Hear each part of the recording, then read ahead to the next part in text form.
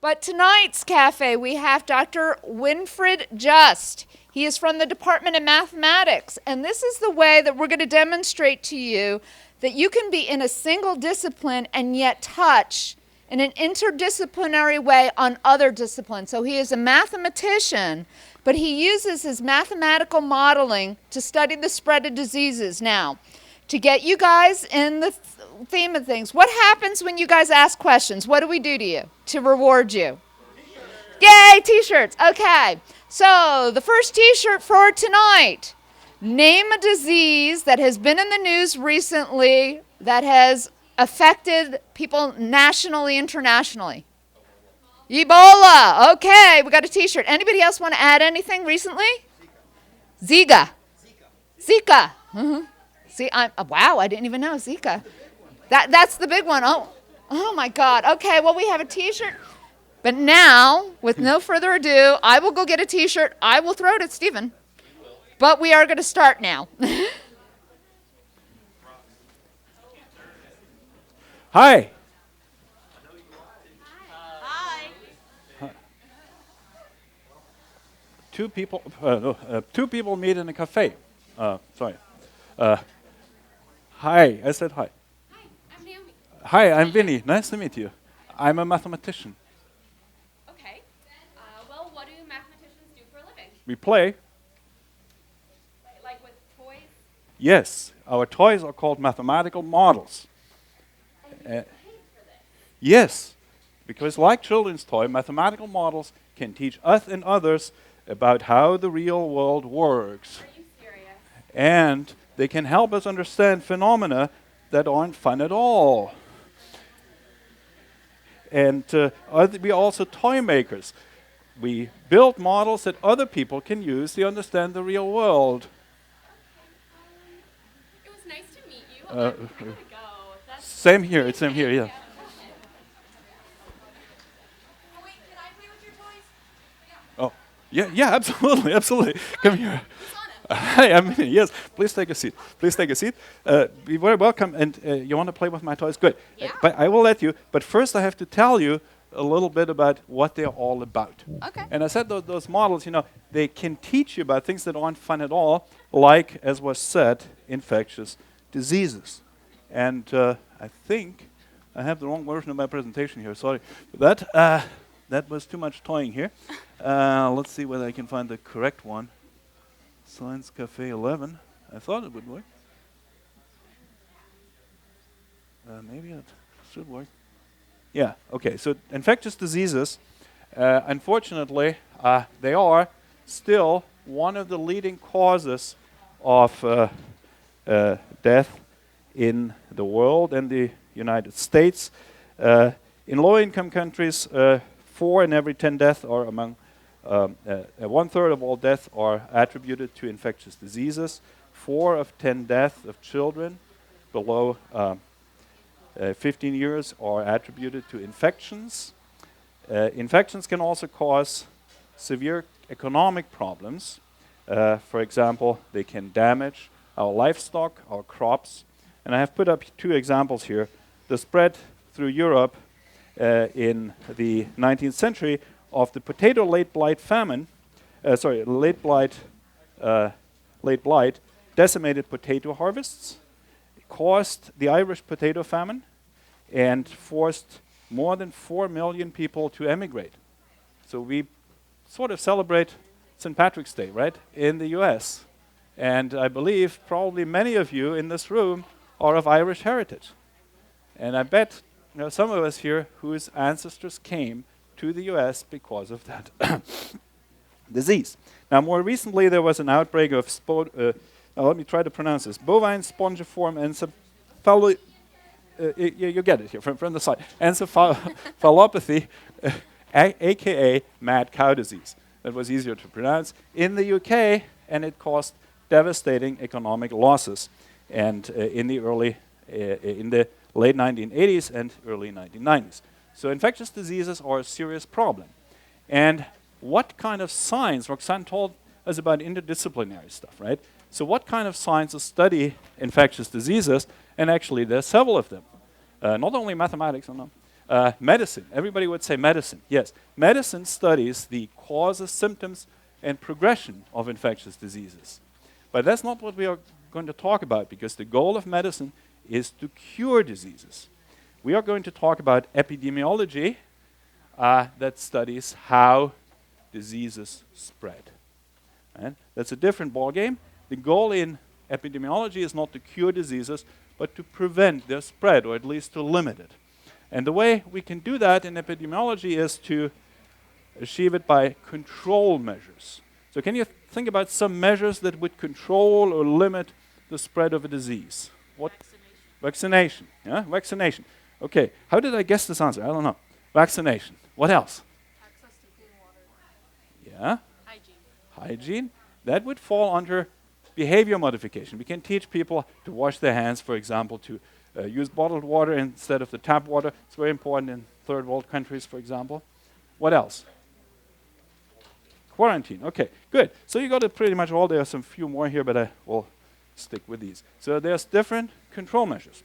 And what we want is we want to find the kind of control measures that maximally limits the spread of a disease. Yeah, welcome back. What's math got to do with it? Let's see. You are almost back on cue, I would say, if this was a play. Because now this is where mathematical models come in, right? Mathematical models come in because what we can do is, you look, real life is complicated, messy. You saw this. We just set up this computer. It was awfully messy. It was completely straightforward in theory, right? But we fiddled with it all. So real life is like the instructions for setting this up and how it really works, right? So real life is complicated, messy, rich in meanings. There's all sorts of things going on. And if we were to pay attention to all of these things that go on, and all the time, we would be what? We would be in a mental fog. That's not good, especially if you're dealing with danger like being infected by infectious diseases. So if we want to understand what really goes on, we need to focus on the essentials, right? And we want to ignore that there is more. And that is exactly what mathematical models do. That's exactly what mathematical models do. They are toy worlds that I was talking about, toys, that ignore most of the messy details, cut through the fog, and reduce the situation to its driving mechanisms so that we can understand what's going on. Aha. That's kind of interesting. Does this ring a bell somehow? Ring a bell? What I've written here? What does this remind you of? What's math got to do with it, right? And now she doesn't want to sing anymore. Okay? Okay, sound doesn't work. What? Can you do that for me?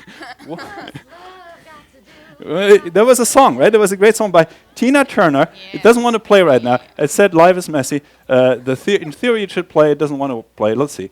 But I can remind you of what she's singing. You remember that song? I had played it before the presentation. What's Life Got to Do With It by Tina Turner. It's an old song. So what's she singing about? What do you think? What do you recall? Let's look at some lines here.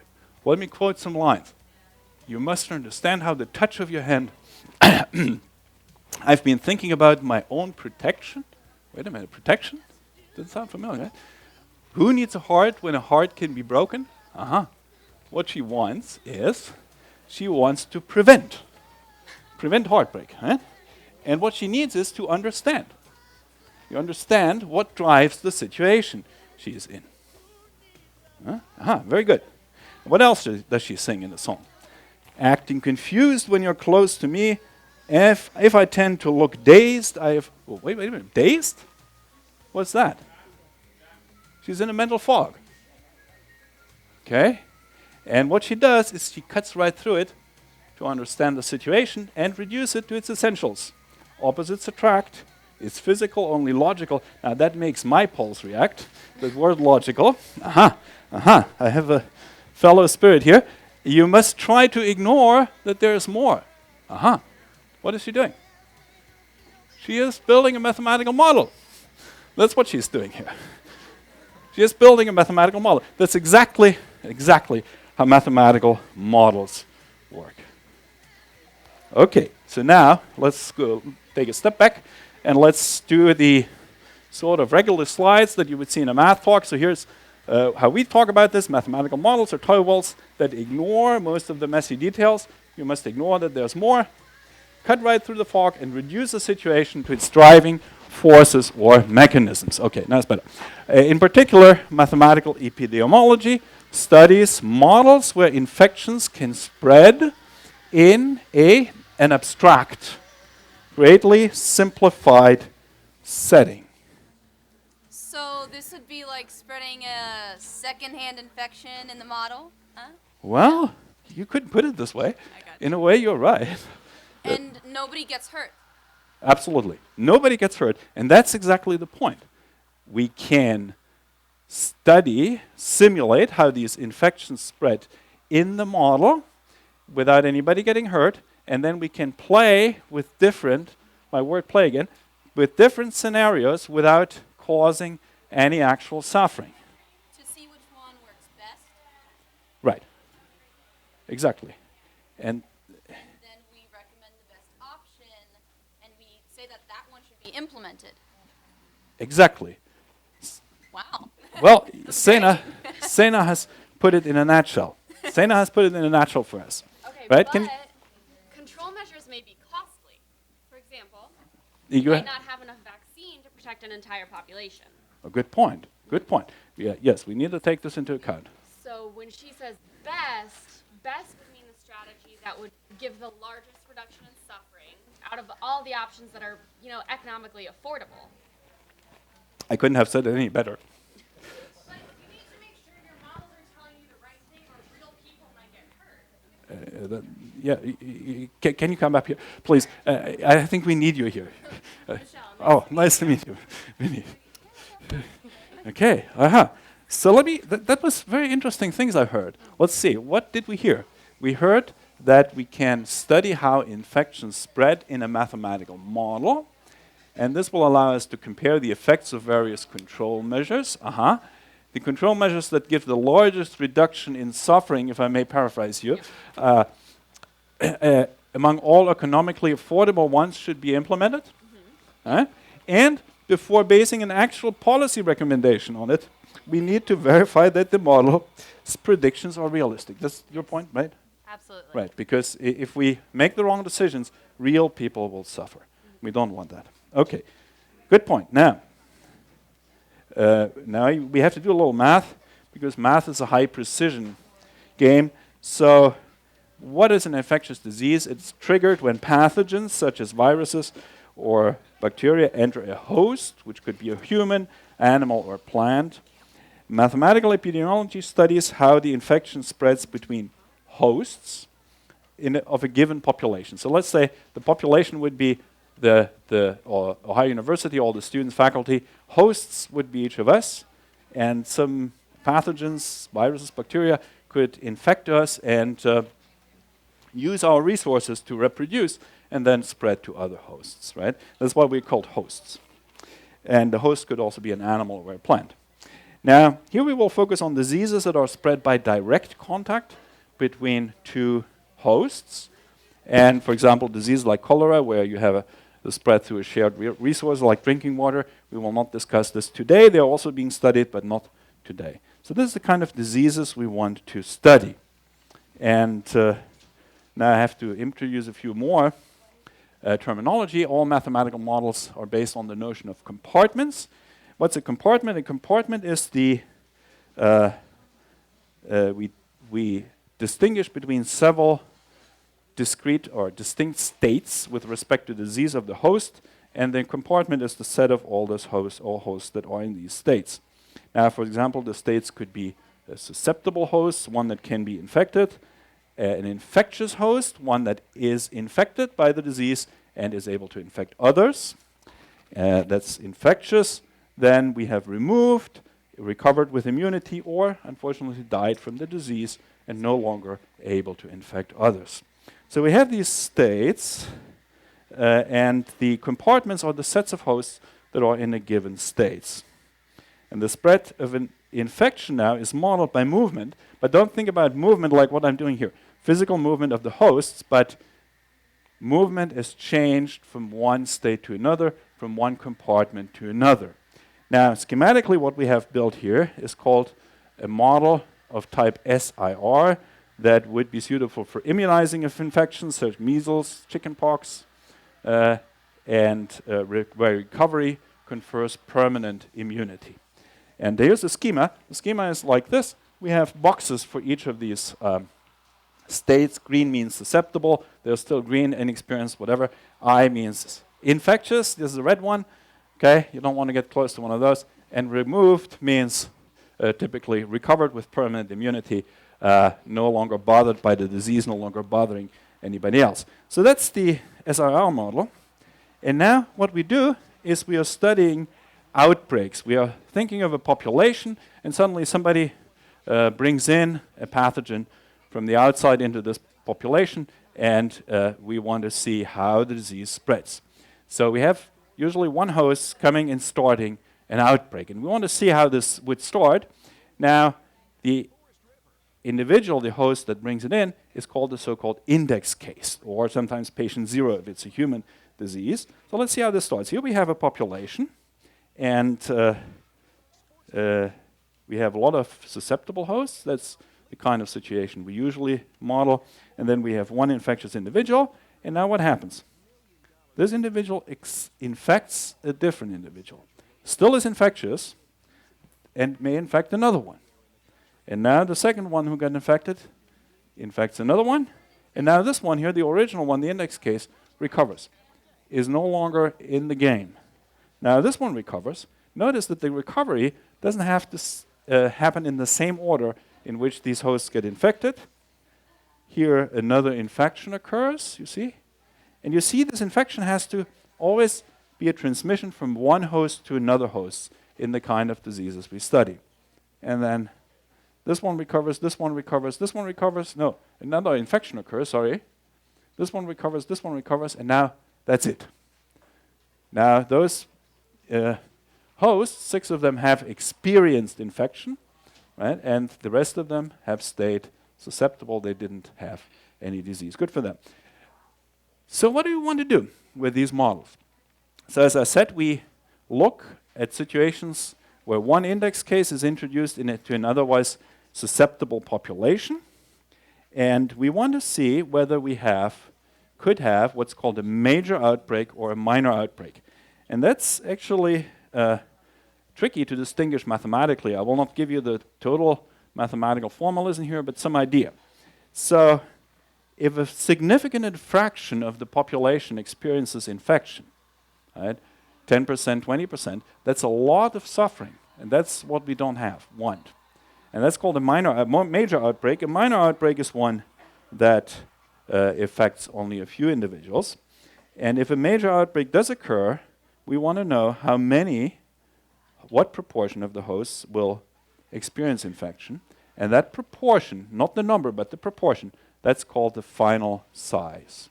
You want to keep that in mind. That's a proportion of hosts who will experience infection. And now we want to ask which control measures we want to implement. Right? So Michelle, Sena, and Naomi talked about control measures. Right? Which one can we implement, right, within the available resources so that we maximally reduce the suffering? Right? That's the point. That's the whole point of the exercise. Okay, now let's look at this outbreak I just simulated and ask the following question. Was this a minor outbreak or a major outbreak? What do you think? What's the final size? You think it's major? What's the honest answer to all of this? The honest answer is I don't know. Believe me or not. Sometimes we mathematicians just have to say, honestly, I don't know. And a good mathematician is one who is good at it. Okay, I don't know. Look at this one here. There's something cut off. And that suggests that we have been looking just as the local part of the population out of a much larger population. If the population is all the green dots you have here, then the final size would be, we have 6 divided by 1, 2, 3, 4, 5, 6, 7, 8, 9, out of 15. That's quite a proportion. 6 over 15. But if this is just a snapshot of the part where the outbreak was confined out of the population of the state of Ohio, not much to worry about. Huh? That's the thing. That's the thing. So, so these formally defining these notions is quite tricky. Okay, and we don't know whether it was a major one, but we want to prevent the major ones. We want the outbreaks to be confined to just a few individuals, no matter whether they happen in this room, in Athens, in Ohio, in the United States, or in the world. That's what we want. Your model is clearly wrong. In real infections, there's always a latent period between when the catching of the pathogen and the onset of infectiousness. So how does your model show real example? Wait. How? Well, the model, every model is a simplified version of reality. So we ignore some aspects of it, and we have to, because otherwise we would be in this mental fog. But if we ignore the right things, it often turns out that the model is very robust, and that it turns out that if we add in more details, then we would not change the predictions of the model much. Okay, but can we ignore the latent periods? And how can we find out whether we can? Two excellent questions. Can we ignore the fact that there's a time lag between becoming infectious, infected, and becoming infectious? Right? That's what we do in SRI model. And how can we find out? Now, the way we do it is we build another model. It's called an SEIR model, where we cut out we add an extra compartment, so-called E compartment, for those individuals who have been exposed to the disease, already are infected, but not yet infectious. And then what we do is we compare what the two models tell us about final size. And in many cases, it turns out that adding this extra compartment doesn't change anything. We may as well go with a simpler model and get the same predictions. Okay, all right. I think there was some movement here. We need a little coffee break. So let's do a coffee break for a moment. And I will tell you about let's alter our mind state a little bit. Let's not talk about diseases. Because what I have told you right now is how versatile models are, how robust they are. It also turns out they are versatile. You build a mathematical model for something, and then it can be used by somebody else to study a totally different phenomenon. Okay, I will demonstrate this to you. So how about mind states? Altered mind states, what are they? Are caused by contagions.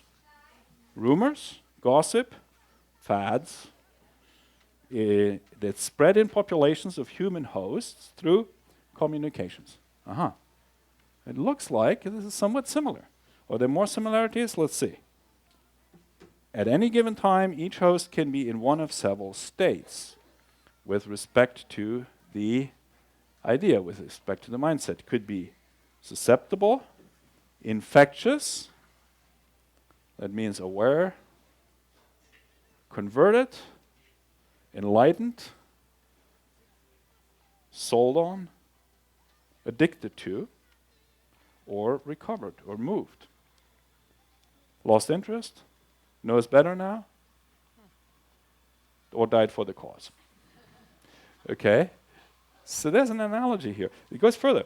Look at control measures. We had vaccination, quarantine, and behavior modification, and that's just what you mentioned. Huh? Similar control measures may work for the control of spreading harmful mind states like drug addiction. Look, parents try to inoculate their teenagers by putting different ideas into their minds. Right? They talk about inoculating. Government uses large-scale incarceration, quarantine, and choosing the set of friends who don't inhale, which is behavior modification, works usually best. Okay, so we have these analogies, and we have all the versatility. So it's kind of fun to look at that. But let's get back to work. Because I have not even told you a model yet. I have not shown you a model. I have just shown you how, in general, we'll build these models with these boxes and all of this. But now the hard work starts. If you want to build an actual SIR model, you have to decide what your variables are. SIR, the proportions, percentages, a state space, some parameters, and a rule of change. And for the SIR model, we would have these derivatives. Your model doesn't sound like much fun to play with. Okay, it makes some interesting predictions, though. Can you give us an example? We'll see. The model predicts that the final size of the model with a parameter R0 is equal to 1.5. Okay, the model predicts that the final size of any major outbreak that is caused by an index case is otherwise susceptible population only depends on the ratio of those two parameters, alpha and beta, that you have here on the map, the slide, and that's called the basic reproductive ratio. And if that happens to be 1.5, then the model predicts that 28% of the entire population will experience infection. This doesn't make any sense to me. Why? Good. Are you making fun of me? No, tell me why it doesn't make sense. Because, as you said, if all the parameters are fixed, then the percentage is also fixed. And if it happens to be 58.28%, and let's say 10,000 hosts are affected, then always 5,828 people will get infected? Is that what you're saying? Yeah. That's nonsense. And why exactly would that be nonsense? Don't make fun of me. I mean, the audience will tell you why. Okay, so why is this nonsense? It's what my model says. I can prove it. So why is it nonsense?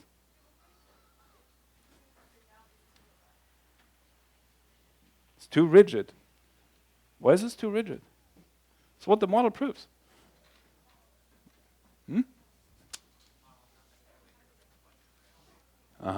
Because the model misses something. The model misses something. That's what we heard. What does the model miss? If it gives us such, yes? Variation. Extraneous variation. The point is that disease transmission is a stochastic event. So I may be lucky to stay away from people who have the disease. I may be unlucky and stand in the subway next to a person who has the flu. Right? It's a chance event. And if I may summarize the discussion here, transmission of pathogens between two hosts is a random event. The spread happens at random times. And the predictions of ODE and other so-called deterministic models are meaningful only if interpreted as expected values. But of course, the actual course of an outbreak may vary from case to case due to these stochastic effects. Okay. Now, instead of...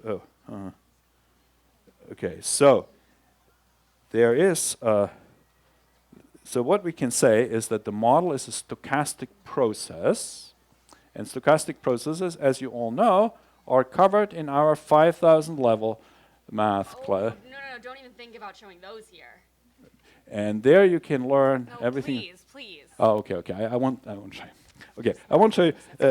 But you know, instead of studying these stochastic processes in a formal mathematical way, we can use a version of that that is embodied in a computer simulation. Okay, and as the hosts are represented as so-called agents in the computer case, that kind of model is called an agent-based model. And now let me try to work out this computer code here. Okay, that doesn't work too well. And see whether, here it is. So whether I can show you, there you go. Oh, now everything got messed up, of course, by something. Oh, no, that's terrible. I should have checked that part. What do I do now?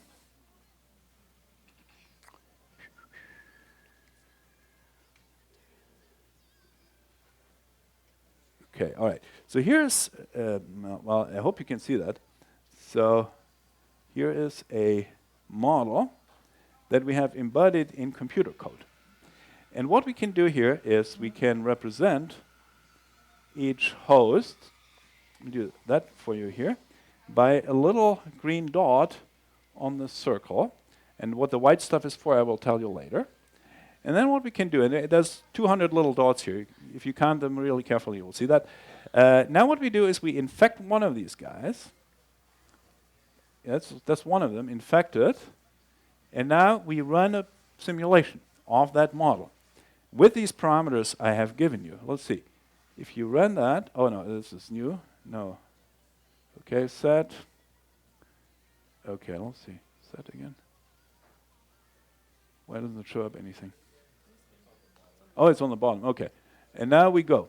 Let's go with our simulation. What you see is that some infections occur, but pretty quickly the whole thing ends. And then at the end you see some of these guys turned gray and some of these guys stayed susceptible. And the percentage here, in this case, is something like, it's about 50-something. 50-some% of the dogs got infectious. Let's try a new one. New. Infect somebody. There's a dot. Let's go. And now the curves look a little different. And different kinds of hosts get infected. Let's do another one. New. Infect somebody. And let's go. Okay. You see that each time we get something like 50-some% infected, but not exactly the percentage we gave. And sometimes you will see that it dies out very quickly. Okay. That will do for now. I really like this toy. Okay, but does this model predict how much vaccine is going to be needed to protect a population?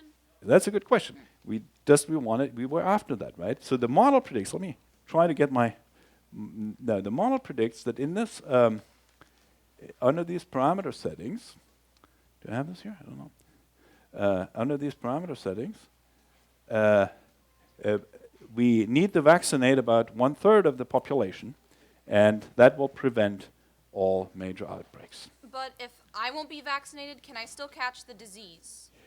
That depends on the vaccination. If we vaccinate just 20% of the population, you still have a 0.2 chance of catching the disease. But if we vaccinate more than 33% of the population, then the model predicts that your chances of catching the disease are very, very, very small, practically zero. So are you saying that if we vaccinate a lot of other people, then I will be protected from the infection? Exactly. And that phenomenon is not intuitive at all. It's called herd immunity. So it doesn't matter at all who gets vaccinated? According to the model, not at all. Wow. Why, though? Because the model is based on what's called the uniform mixing assumption, which means that every host is equally likely to make contact with every other host. This can't be true. It will be true in populations of animals that move around a lot relative to their habitat, have no social structure or territorial structure. But not for human populations. I mean, think of your chances of being in contact with your next door neighbor or President Obama. I see your point. You have a point. You have a point here. But how would we model this social or territorial structure in humans? I mean, we make contact mostly with the people in our contact network, right? Yeah. So you need to assume that transmission between two hosts can only occur once these hosts are in the same contact network. Okay. So what we need is a contact network, right? We need a contact network. And what we can do is we can model the contact network as a graph. So a graph is a mathematical structure that consists of nodes that would represent us, the hosts, and edges. And the edges we can visualize as little lines between the nodes. And then we can model these human contact networks. So what we have here is in this computer code, we can do a number of graphs. The complete graph is not so very interesting. Let me show you another one. Let me show you this one here. Let's have 40 nodes, and let's do a different type of graph. So let's say we make a new one. It looks kind of pretty, right? It looks kind of pretty here. And then we can do something like this. We can change this to a small, to nearest neighbor 2 network with 40 nodes. Let's do it this way. And we get, and then, what is that? Oh, okay. Okay, D is, yeah, my parameter was wrong here, so D is 1. And we get something like that. Wow. Well, so glad you like that one. Great. And so we get a contact network like this. But let's I mean, this is a good idea, but we could add nodes one by one and attach them all. But that is that like a realistic contact network? I mean, not necessarily, Why not? because it needs to be a little bit more random. Again, she has a point, right? Because human contact networks are not that regular. So how could we model the process by which humans form connections? Well, what I was saying is we could add more nodes to each one in kind of a random fashion and then attach them with an edge to a previous node. But new contacts are not made entirely random. You know, people who are already popular already attract more new friends. Well, random doesn't necessarily mean uniform distribution. We could attach them preferentially to people who already have more friends.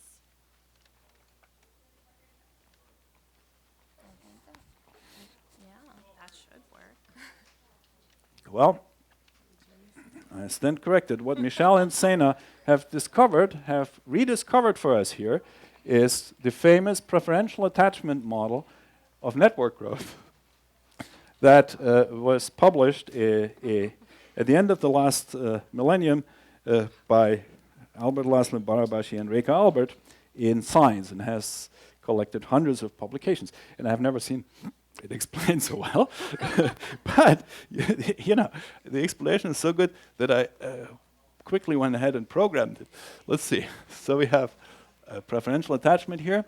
Let's do number of nodes 1. Let's do a 1 here, and let's put a 1 here, and let's start a new network. See what happens? So we have 2 nodes, and then nothing happens, right? Okay, then another node gets attached.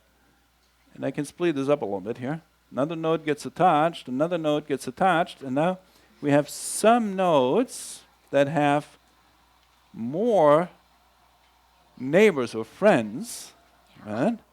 And or higher degree, as we would say. It's really right? cool. Okay, I'm glad you like that one. Friends. Oh, but do Facebook friends count? Okay, No, you can. absolutely not. Not Ye- unless we're studying the spread of computer viruses. Or of gossip for this matter, right? So the point is, you can think about the nodes in a graph, the edges as representing friendships up to a point, right?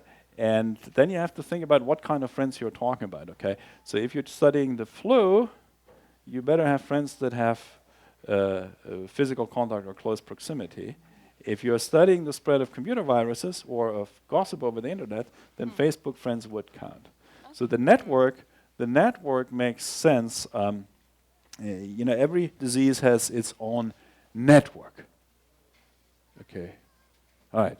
So we have this preferential attachment model. Now, if I run a disease on this model, and I get prediction, would you trust the model then?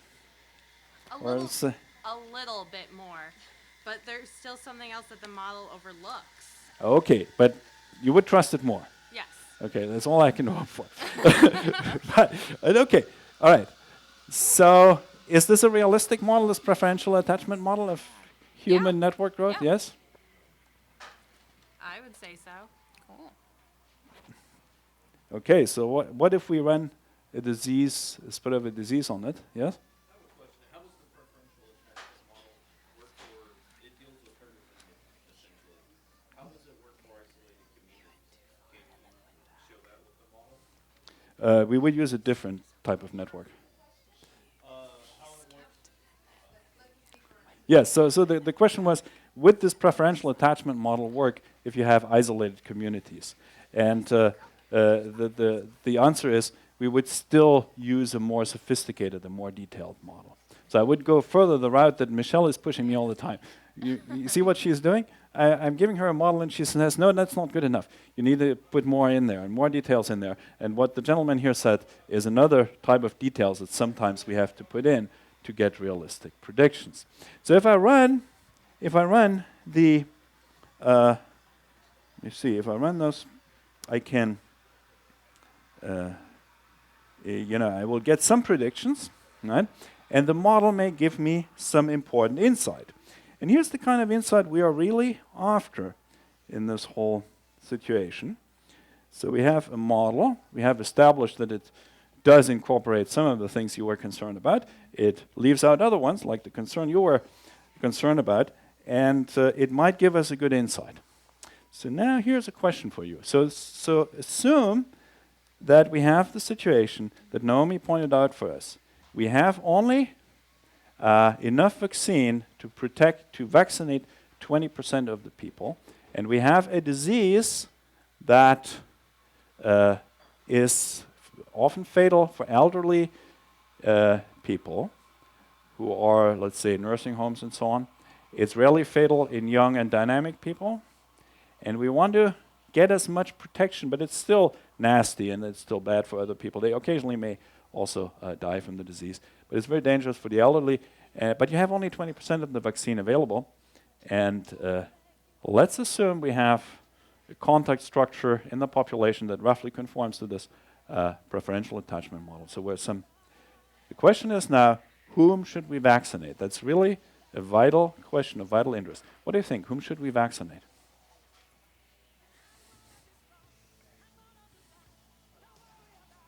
Those who might be able to survive the disease and carry on, because you said 20% still gives a risk factor. I think we mentioned. No, this is no longer preferential. This is preferential attachment now. Yes? Why is that? You don't want to vaccinate all these people who are of risk at dying?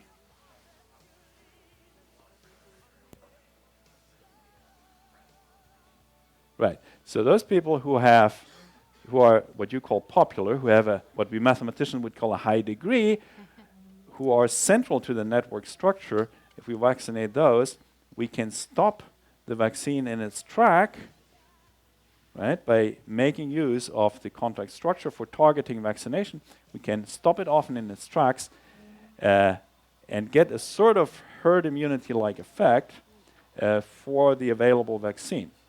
And in that case, really, we should administer the vaccine to those people who are individually less vulnerable to the disease than the rest of us or some others, but that will give protection to everybody, sort of like a herd immunity, but without this uniform mixing assumption.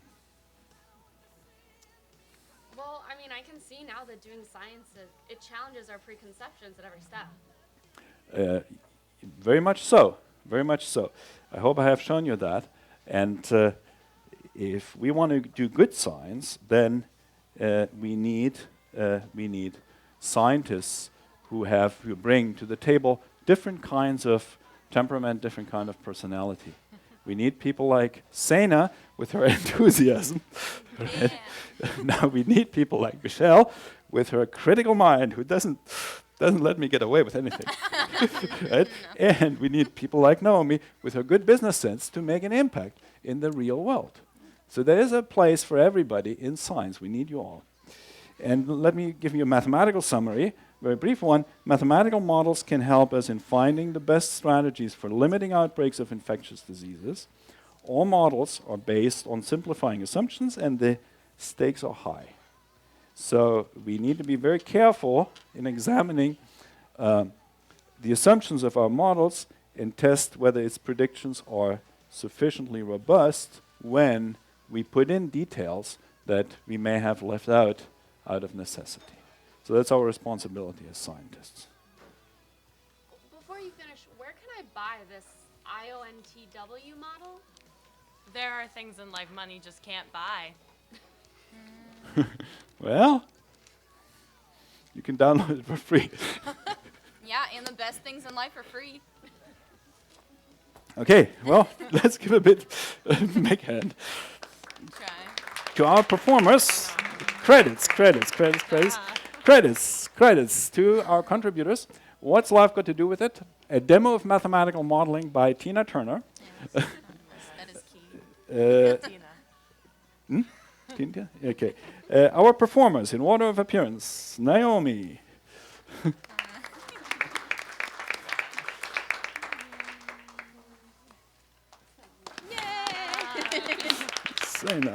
Sena, and Michelle. And last but not least, IONTW, a computer program written by my collaborator Drew and Michael Drew Lamar in collaboration with Hannah Callender, Natalia Toporikova, and myself. Did I make it? I made it.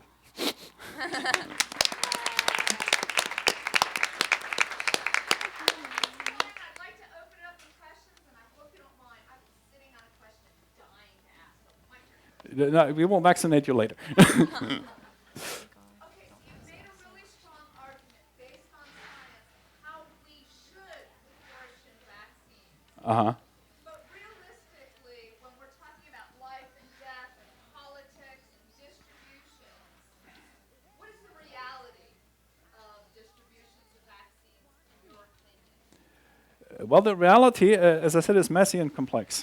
Okay, and with vaccines, we have a lot of pressures to deal with. First of all, there are the economic pressures of just producing the right amount. If you have a new strain of the flu appearing, it takes a while to produce enough vaccine. That's one thing. Distribution is the other one because some people don't, try to jump the line. Okay, there's very little understanding. The biggest problem with actual vaccinations is a lack of understanding of some of these mechanisms. For example, some people just try to jump the line and say, oh, there's something terrible going on. I must get my vaccine and so on, although it would be much better to vaccinate, first of all, the healthcare workers, and then, if you have scarcity of vaccine, because this whole idea of herd immunity that Sena explained to us, that whole idea is very counterintuitive. Most people don't understand that a good way of distributing vaccines will protect them as well as the persons who actually got the vaccine. We also have the opposite problem. The opposite problem is that there's nothing that has no side effects. So vaccines have slight side effects. They are not nearly as serious usually as they are made up in some media accounts and so on, but people have heard the media accounts. They say, okay, let the other guys be vaccinated. And now we have a part of the population that understands herd immunity and says, I don't want to have these side effects or be exposed to the danger of the side effects, or my children shouldn't have them. Your children should be vaccinated, okay? And as long as this is a tiny sliver of minority, then that's not a problem. But in measles, for example, to have herd immunity against measles, we need about a 97% or something like this coverage. It's that aggressive, okay? And if we have these few percent of people who just refuse to get their children vaccinated, then we have these pockets of infections spreading, and that's really bad. So ignorance, lack of education, lack of understanding of some of these rather subtle mechanisms, that's the biggest problem, I think. Yes? So does the way that you model a disease drastically change for viruses that last and remain contagious for like extremely long periods of time, like HIV? Yes, and that brings me back to this model here. We were talking. I really have to go back now for a little while. We were talking about the SIR model, and I said I'm making certain assumptions. For example, that we actually have recovery. Yeah, HIV, a recovery except for a few sensational cases has not been observed. So once infected with that disease makes the host infectious for life, and then you have this thing here. You take away the R compartment. And the only influx of new susceptibles comes through birth or immigration. And that will change the situation. SI infections, so-called SI, no R compartment, they are a bigger problem because we cannot quarantine people. In an SIR, you can quarantine. Let's say the infection lasts 2 weeks. You can reasonably quarantine a person for 2 weeks. But quarantining for life, that's called, a life sentence. You cannot do that, right?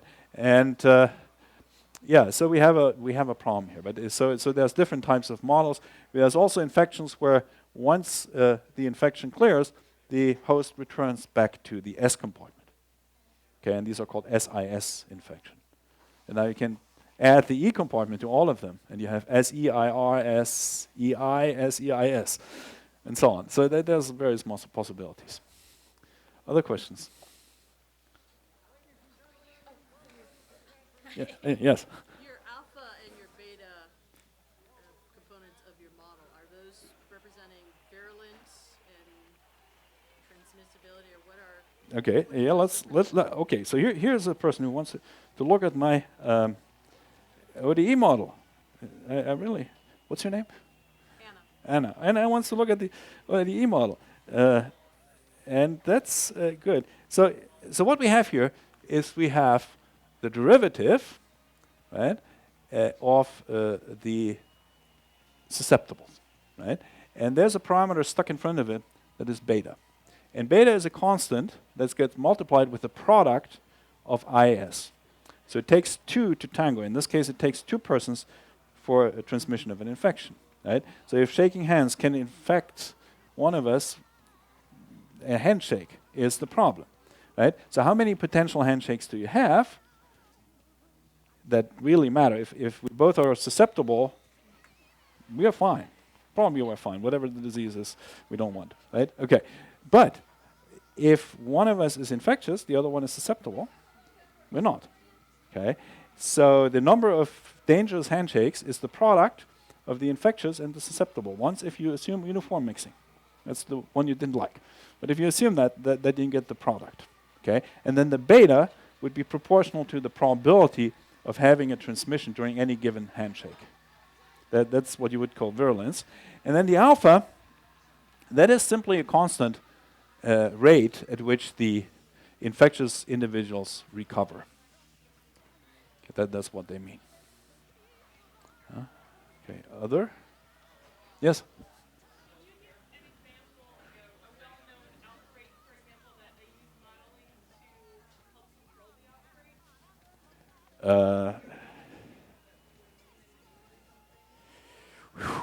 Whether they use modeling, I mean, there's a lot of Ebola modeling going on. Okay, so they try to do this with Ebola. The literature is full of papers now on Ebola outbreak and so on, and they try to predict what's going to happen. And what you see is what's going on behind the scene. For example, I talked about control measures, but the other thing you want to also do is you want to project your resources. So all these, we try to model an outbreak because all these organizations that go into the area and they say, okay, we will need so much medical personnel, we need this and that. They make projections of how it's going to spread. Okay, so that's probably the most of you what you can do right now with Ebola. You can also try to educate people, and then you want to make decisions of what you want to educate people about. Right? Now, one of the things we study here at Ohio University is Chagas disease. That's a vector-borne disease. It's a little different from what you have seen. There's no direct contact in rural areas of South and Central America. And there they look at, they have two control strategies. One is against the insect bites that transmit the disease. One is improvement of houses, and the other one is spraying the houses with insecticide. And a graduate student of mine and we have been looking at various strategies for insecticide spraying, and he has made an interesting discovery that if you have limited resources, right, and you can only spray at a certain rate, but what you often want to do to make your money go as far as possible is make an initial commitment to spray very aggressively to get the whole infection down to economically manageable levels, and then keep spraying at this low rate. Okay, so we are trying to model this, but it's very complicated. Okay, but you get sometimes these insights. Yes, please. How do you verify the accuracy of this model? Have you ever tried it under historical infectious disease in the real life? Okay, so people do some things. They have their models, right? Yeah, very good question. How do you verify the accuracy? So there are things that people obviously do. They make some predictions, right? And then they see what's actually happening. Okay, so they get some data, they feed them in their model, and then they predict how the disease will progress, and then they see whether this is actually what's going to happen. So that's very, very frequent. This is kind of a post hoc thing. This goes into, you make a prediction. Also, you can recommend a control measure and see whether it actually works the way you do. Okay, and then you make some predictions that you can. What I'm more interested as a mathematician is that what I have been talking about here is that we have a model, and now what kind of model can we trust? So I'm interested in what in principle, which features matter most or change the prediction most when you add them to the model. Like the E compartment, we can add that, but it really doesn't make any difference to the predictions. Other features make, and we can mathematically study this by sort of comparing a lot of different models, like the ones I have shown you with these graphs, right? So we don't know the contact network, right? But we can model it randomly by the preferential attachment model, and then the question would be that you asked, okay, can I trust these predictions that I make from the preferential attachment model if I have a lot of isolated communities? So I can take another model that has these isolated communities, and these things would be called metapopulation models, for example, and see whether you get drastically different predictions.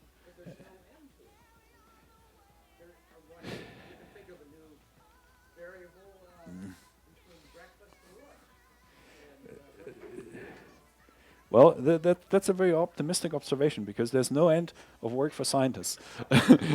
Okay, the physicists have this thing that they want to do the theory of everything and then go home, or what? Okay, in disease control, for example, no, there's always new things that could happen. We can only try to predict as much as we can and to make as much as an impact as we can currently do, and then improve.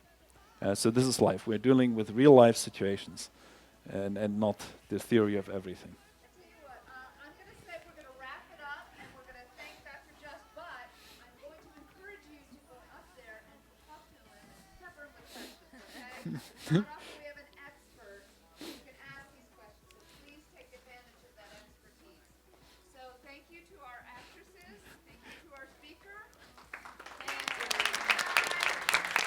and And thank you to the audience. Thank you all for coming.